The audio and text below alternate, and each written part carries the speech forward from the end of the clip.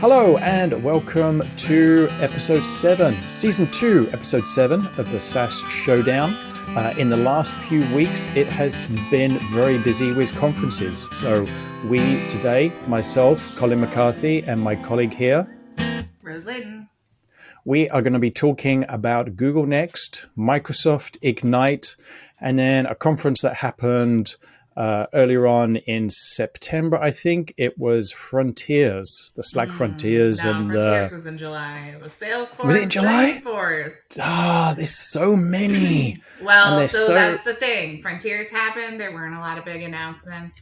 There were a lot of developer-focused announcements, but then Dreamforce happened, and that's where the big customer-facing announcements happened. Yes, and also I found this year is going very, very quickly. So what I think only happened a few weeks ago might have happened a long time ago. So, and obviously this isn't recorded live like our colleagues, or recorded in a closer succession and then produced like our colleagues over on the Workspace Recap who review the news that week and publish it. We record and then publish a little bit later. So, yeah. But there were some big announcements, and obviously the biggest one, I guess, was Microsoft and Google almost having their mostly virtual, I think they were all virtual conferences, apart from some people on site for the Google one, if you were lucky enough to be selected as a premier partner, probably, or virtual again. Seems to be the new way. Frontiers in New York for Slack was in person. I did attend.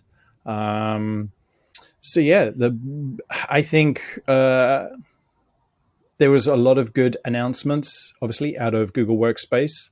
A lot of the too. Yeah.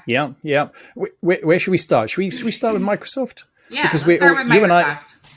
Because you and I are very Google centric. And obviously, we do favor that. That's where we live and breathe. That's where we want to spend the rest of our lives. To be fair, we both saw this announcement and we were very intrigued by it. So as really deep, staunch Google supporters, really, really big into the Google ecosystem, we saw this announcement and we thought, when is this coming to Chrome? Yes, yeah, and what it might mean for Chrome and Chromium, because this was an announcement about Microsoft Edge workspaces. Yes. So another use of the term workspaces if we can't get enough of the workspaces. I know, between everybody seems to have a workspace of some form of or other at the moment. And I think this will make some of it a little bit difficult for people to work out what they're using and where they are, maybe if this term keeps being used as a marketing branding term. But let me share my screen. So while Colin's bringing it up on screen to show the viewers on YouTube, I will say when he first showed this to me, I said, Colin, you're showing me your whole Chrome window. It's been a very long time since I used Edge. And It looks so much like Chrome these days, which is amazing. So if, I think this would probably be the easier part of having to switch to a Microsoft organization. Not that I would ever do that. Right. Yes. So obviously this is a full screen YouTube clip of the Microsoft Edge Workspaces announcement. We'll put this link in the show notes. This is an introduction, and this is a shared set of tabs to help groups stay on the same page. And one of the interesting things that the presenter says at the start of this presentation is, we get pinged, we get emailed, we get shared notifications, we get links sent to us in chat for lots of different documents for us to work on. And it can be very confusing to know what document you're actually working on.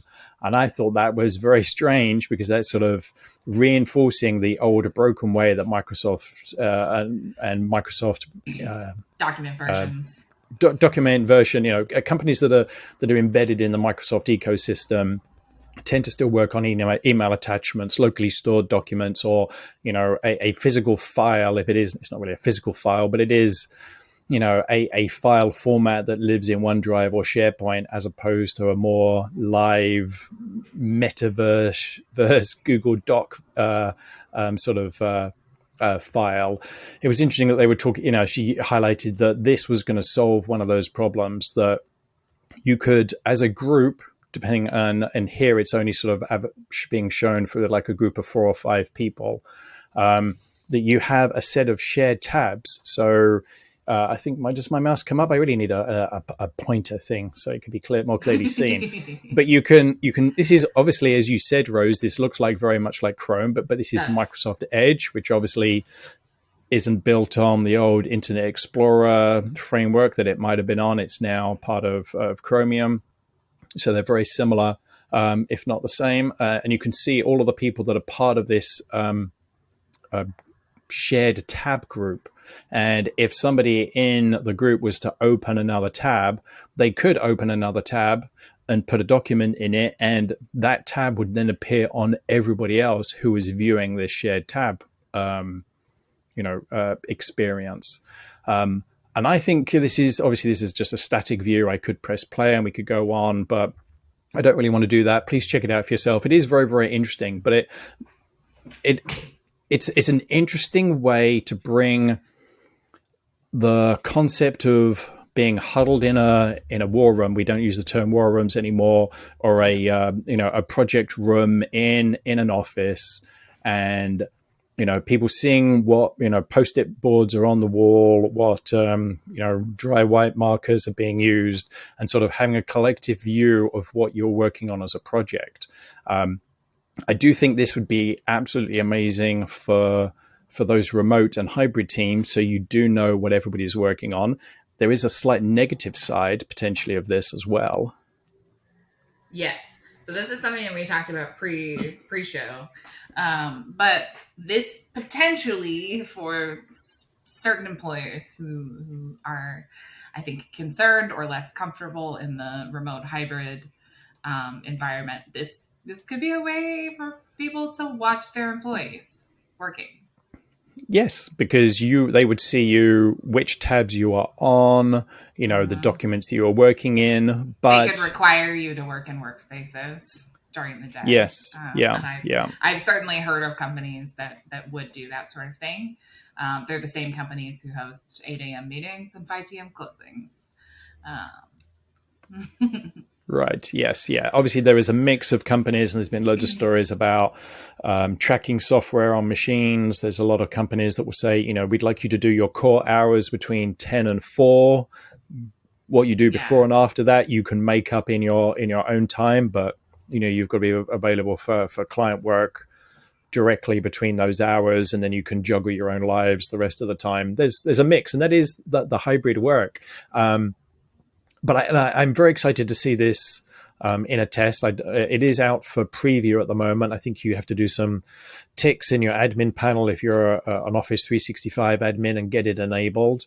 I would love to see it. I'll ask some of my colleagues who have access to do that. It is one of the rare features that has come out to support hybrid work that hasn't been championed by Google recently. We've seen a lot of really interesting improvements in Google in the last couple of years, and they've championed some other stuff like companion mode, which we'll talk about here in just a sec. Yeah. They've championed some other things to help support the hybrid world, and the reintegration and understanding what kind of connections people need when they're working from disparate places, whether they're in the office or at home. And so Edge workspaces. It's very interesting. Very interesting. And the question that I have is, could you sign into an Edge workspace and then use Google Workspace? So if you've got Microsoft as your identity, and obviously people would have a Microsoft account, they might not be using the full platform. That's true. That's true. And I wonder if they're using Active Directory or whatever. There's a lot more dual environments than people think there is. I think you're probably in an interesting spot, Colin, because I don't know very many people who have Microsoft ahead of Google. I know a lot of places that have Google and some Microsoft. And Google Chrome management is pretty locked in. Like Mm-hmm. you can require your people to use managed Chrome browsers Yep. to sign Highly in. recommend that. Yeah, for sure. So it's just, I don't know. That would be an interesting flip it the other way. Yeah, and The other see thing what that, happens. yeah, the other thing I've just thought about on Microsoft Edge workspaces is it a unique, brand new product and feature that the Microsoft and engineers came up with, or does it exist somewhere else? Now, that's the research that I haven't done. And I would love to know if there is another shared tab experience out there. Maybe it's something that's available in Firefox or Opera, browsers that I used to use years ago but don't use anymore. If you know anything about that, put it down in the comments. We'd love to hear if there is a way outside of Microsoft Edge workspaces to do a shared tab experience. It seems new to us, but it may not be. So that's true. Yeah, yeah. That's true. And if it is brand new and unique, then it's pretty good for the Microsoft and engineers to come up with a solution. With that, What? do you want to switch over to Slack? Yeah, yeah. Let's do Yeah. Slack. So This is your specialty. yes, Slack is my specialty, as we've recently discussed. You don't like Slack, and we all accept that. But you do use Slack, so this is important to you too. So the announcement that I want to talk about. So Frontiers happened in July, and there were a bunch of like developer and API improvements. And if you're an enterprise organization, they were really, really interesting to you. However, at Dreamforce, Slack introduced something called Slack Canvas, which is sort of half a document collaboration tool and sort of half a project management tool. Essentially, instead of creating a message on Slack, you create a canvas, and in that canvas, you can put in different, I guess I want to call them chips, but that's a Google word. You can add documents, you can add links, you can add basically like workflow modules. And you can share those canvases with other people and collaborate with those canvases on those canvases with other people. The one shown in their pretty Slack GIF is like an onboarding guide. Mm-hmm. And so like you put together like a checklist of things to do. You put together like, cards of people to talk to and like documents and all that kind of stuff. And then the person can interact with the canvas as they go through it. And it looks like there's like multiple modes, like editor and viewer and things like that. So right. What you've sort of described to me, it sounds a bit like Miro, a whiteboard, Jamboard, Lucid Spark. It seems that way. I think it's a little more structured than that. Like as if you've used Miro or any of the whiteboarding things, they are kind of like free form. You can, do things with different shapes and kind of like mind map in that way. And so in that sense, it's more like, I don't know, it reminds me of like a cross between like building a document, a spreadsheet, and like a Confluence page or Google Sites page. Okay. Like less, I think, like web developer-y and design oriented than like Confluence or Google Sites, but like it has the elements of like a document or a spreadsheet. Like I think people are currently doing some of that kind of work in documents and spreadsheets. So yeah, and the important question is it available now? Can we have a look? Is it an alpha? Is it a beta? Let's bring it up. Let's have a look. One of the recurring themes through some of our research here was a lot of the things that were announced are not coming this year. They're coming next year. So we'll get to this with the Google stuff. Unfortunately, like this is a trend I'm not really into. I really like it when product announcements are available now. It seems like some of the bigger players in my orbit these days have switched to announcing sort of like initiatives that are going to be really cool when they finally come to fruition, but they are not available now. So yeah, Wow. Smart I guess it. Canvas or Canvases, Slack Canvases coming to you 2023, early 2023. Yeah. Well, at least it gives the developers some momentum and a deadline to get stuff out. I'm surprised that these companies are doing these long announcements. I know Google is historically have done that, where they'll say something is coming, like the new Pixel tablet, whatever their premium tablet will be called, was announced at I/O and will be coming out later next year, I think. Yeah, Microsoft have been very good. The Edge is on a preview, and Google Next was very good, because a lot of stuff that I know I had been playing with and some other admins had been playing with as an alpha made it to GA. So you just have to wait your standard 2+ weeks for the rapid release schedule and get access to some of those new great features. I know some of them, listening to, I think, Jesse and, oh my God, he's going to kill me, Steve. That's a senior moment when you can't remember people's names. In Workspace Recap said that even after that announcement, some of the announcements had to get pushed back, or the release dates were updated. So some of the most exciting things that I had been using in alpha was the automatic transcriptions in Google Meet recorded calls. Obviously, I think you have to be on the correct SKU to have the recorded calls, but you could then get a Google Doc transcription of who said what. It is. Zoom's been doing that for a long time. Yeah, and I know there are a lot of add-ins and additional products that can do that for different platforms. It's nice that Google have got it built in. I know that it will get better and better. Yeah, in my testing, it wasn't 100% accurate, and obviously that does require. It's actually one of the most accurate of the ones I've seen, to be fair. It doesn't. Yeah. The things it struggles the most with are jargon. So corporate jargon. If you have your own sort of company jargon, it definitely struggles to keep up with that stuff.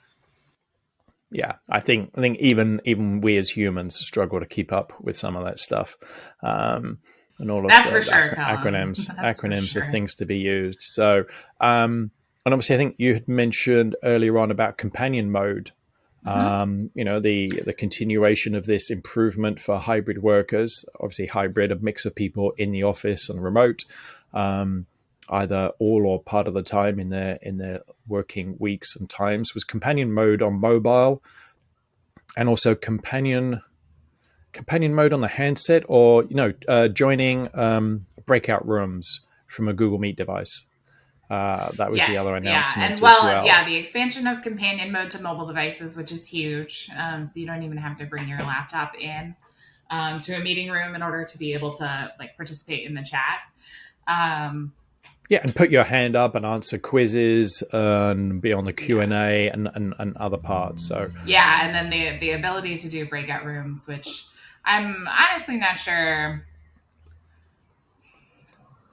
It seems like a weird scenario in which you would need to do breakout rooms while you had somebody joining from a meeting room who couldn't just be in their own breakout room. But so those I think are really targeted towards this hybrid working experience. I think the one that I wanted to talk to that was kind of related to the Slack one, which is and I Freudian slipped it there when I called it the Smart Canvas. Smart Canvas is Google. So Smart Canvas is was the expansions were kind of teased also at Google Next, and so Smart Canvas is their blend of Google Tables. Let's be real and call it what it is. Right. Yeah.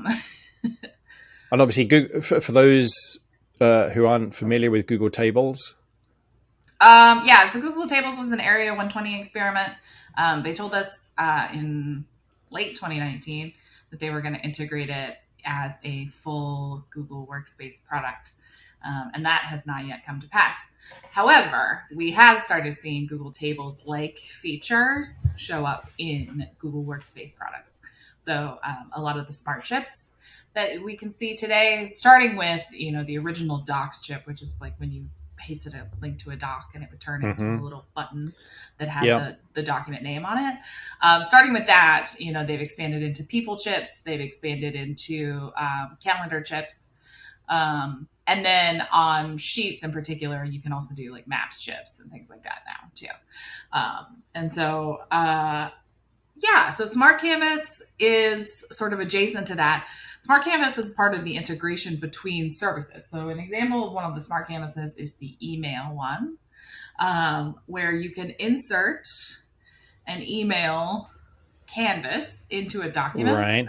draft your email as though you're crafting any other document, and then there's a button to send it in Gmail, which there used to be an add-on that did this way back in the day, Gmail or Docs to Gmail.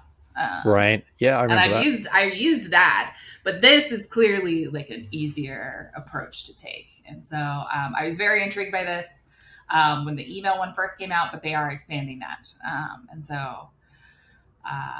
Let me take a look at the announcements. Yeah, so they're going to have custom building blocks. Basically, companies are going to be able to create their own sort of templates, and then you can give them like signifiers, and so they're expanding that whole menu thing. So when you type in a Google Doc or a sheet or an email, it will bring up these smart chips, smart canvases, little building blocks that you can pop into whatever you're working on.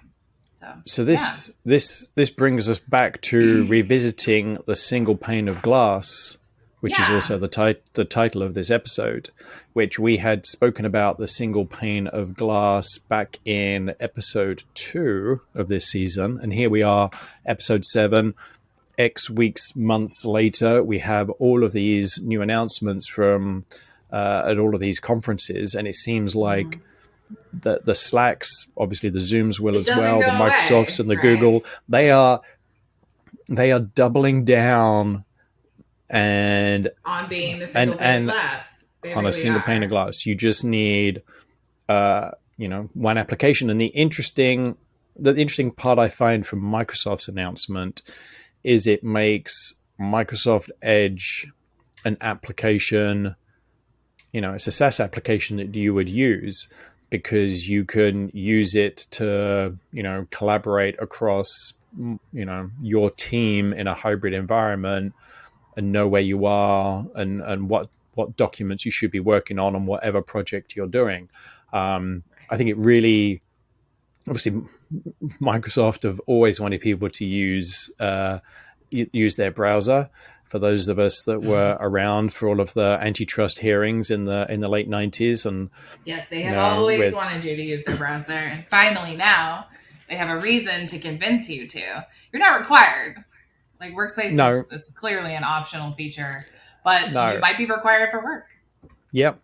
And I did notice the other day on my Windows 10 machine here, I think it was this morning or yesterday morning, I got a couple of pop-ups in the bottom of the taskbar telling me that I could pin Edge here, and some other excellent things I could do in Edge as well. It's like, where have those come from? Obviously, an update has happened, and whoever was in charge of Edge, it was like, let's just push out a couple of pop-ups. They'll never know. Maybe somebody will click on it. But I have signed into Edge recently with my corporate account and looked around and, seen potentially how better the collaboration might be in OneDrive, SharePoint, Word Online in that platform, as opposed to, doing the same thing in Chrome. I guess what's your opinion on that, Colin? Do you think Microsoft is getting there? Like, what grade would you give them? So what was very interesting in the Microsoft Edge announcement, and the lady who did the the presentation in this video, she also said about how easy it was to share documents, I think, just via a link. And I was like, oh my God, she can't be using OneDrive. She must be using Google Doc, because to share a Google Doc via a link is really, really easy. To share a Microsoft OneDrive document via a link is very difficult and very, very annoying. I think, I'll take your word for it. I have no idea. Yeah. I still think Google Docs wins hands down for, ease of access, collaboration, because it was born in the browser, whereas Microsoft just converted a very old format to being in the cloud with it. Yeah. And the features quite aren't all the way there. Obviously, like, they really tried to dig into like letting people continue to work out of their desktops first, and I think they were reasonably successful at that. And with like insofar as like you can be, because there are limitations to that model. I think they've struggled to embrace the browser-based version. And that's what most people need. Like, most people are not cranking out like 25 million cells in an Excel spreadsheet or like doing crazy formulas. Like, most people are just typing stuff up, using templates and things like that. And so, I think they could stand to have some improvement there. Because you're right. I mean, it's come a long way, but it has nothing on the ease of access that Google does. And I think Edge workspaces will help a lot because it sort of reinforces a collective use of the browser. And that's the way that it should be. And so I think hopefully organizations that choose to use that have a lot of, I guess, technology influencers among them that can help kind of spearhead that movement and like bring that collaboration together. Yeah, I was just thinking it's going to be interesting to see how Edge as a collaboration tool compares to Teams as a collaboration tool, because I'm surprised that they haven't. Maybe they will. Maybe they'll. Well, I think maybe the next step is bringing Teams into Edge. Yeah. Slack is a browser. Tej or Eames. I don't know. Yeah, maybe the two will be in Edge. Yeah, Edge Teams Edge. Well, and I would say I think that's the interesting part too. So Slack, right, is trying to get you to do everything inside the Slack app, and yes, you can access basically everything that is in Slack on the browser-based app. I other than like some settings, I don't know of anything that you can't access in the browser-based version. But and Google, meanwhile, is already in their browser, right? Like, it's designed to work in Chrome. Everything works in Chrome. They really haven't leaned into these like sort of extra apps, like downloadable apps at all. They really lean to the progressive web app. I see Microsoft doing both, and I think that's probably a cautionary tale waiting to happen. You can do one or the other. You can't do both. Oh, that's a whole. So you can have Teams or you can have Edge. Yeah, that's a whole discussion for another long show. Could Microsoft go away from having installed applications and purely be browser based? So we'll have to see what comes from Edge once it goes out of preview into being GA and what its corporate adoption is like. And then the inevitable copies that will happen. And I must do some research to find out if it is unique or if it is based off of something else that was already out there. Who knows? I was just going to say, so before as we wrap up, I'm thinking about Slack and their campaign to get rid of email. Like, I think as I was like Googling like Slack news, a couple of weeks ago, to do research for this and to see what the Slack canvas is shaping out to be. I saw, yet another opportunity that the CEO of Slack took to give his views on email and how email is dead. And obviously we've decided that email is not dead on this podcast, but it is interesting to me that with the introduction of Slack huddles, Slack is a chat tool. Now we've got Smart Canvas. There's a lot going on with Slack trying to be your one and only, but Slack is still not email. And as we've decided on this podcast, you cannot get rid of email. It has to be there, because even though Slack has a lot of stuff with the sort of outside world, like I don't have to invite somebody to an email. Mm-hmm. I can just send them a message, right? And it doesn't make sense to be able to do that with Slack. A lot of companies have turned off that ability because it's dangerous.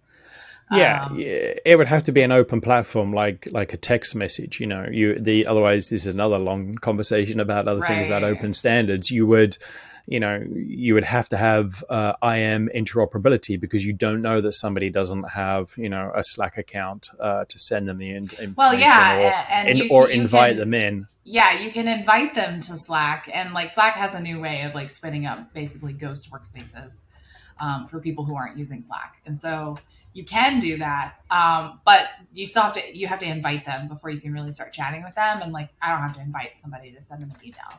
Everybody needs. It's sort of like how I think of like my life, and like I have an address, I have a place where I live, and people send me mail, and I don't always want that mail. I get a lot of spam mail. I think a lot of people do these days, but and then I also have a text message. I have a phone number, and that is the place that like I give out that number when I want people to come talk to me. And so like those things are different.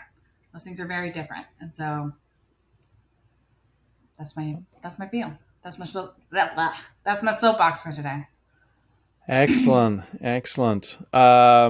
Well, this has been another great 30 odd minutes talking about SaaS during the SaaS Showdown. Thank you very much, Rose.